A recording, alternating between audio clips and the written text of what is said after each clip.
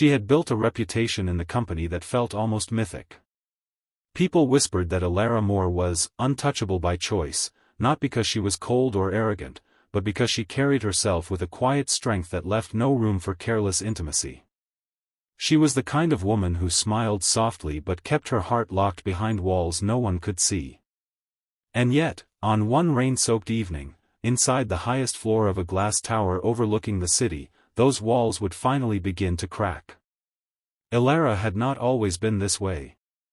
Years earlier, she had been warm, hopeful, and deeply trusting, until love taught her how fragile trust could be. A broken engagement, whispered betrayals, and a public humiliation had taught her to protect herself.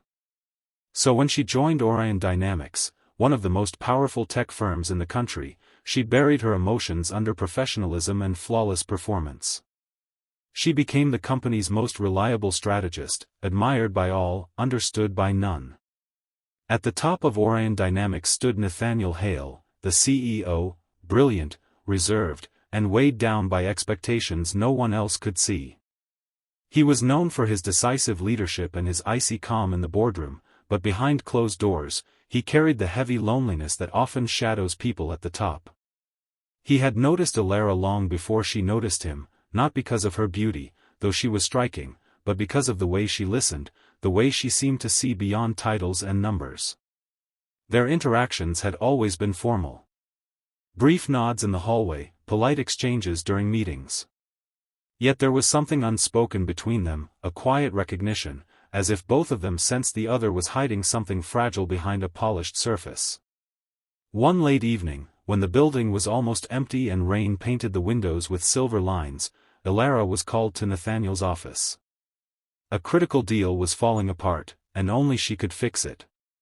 She arrived with her laptop and her calm, ready to work, but what she didn't expect was the stillness of the room.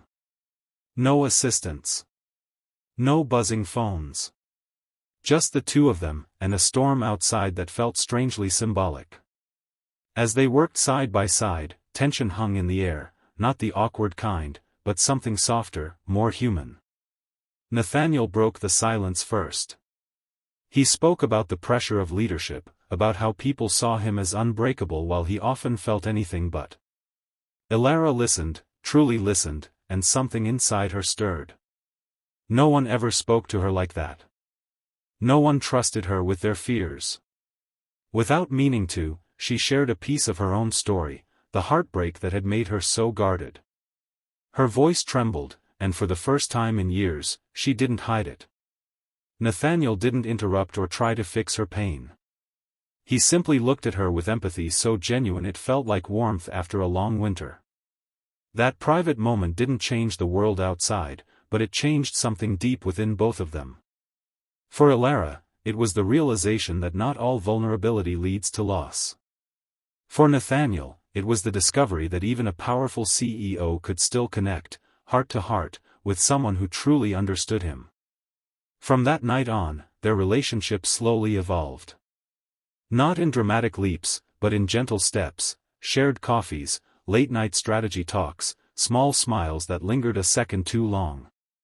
They faced challenges, too. Office gossip, the risk of mixing personal feelings with professional roles, and their own fears of getting hurt again.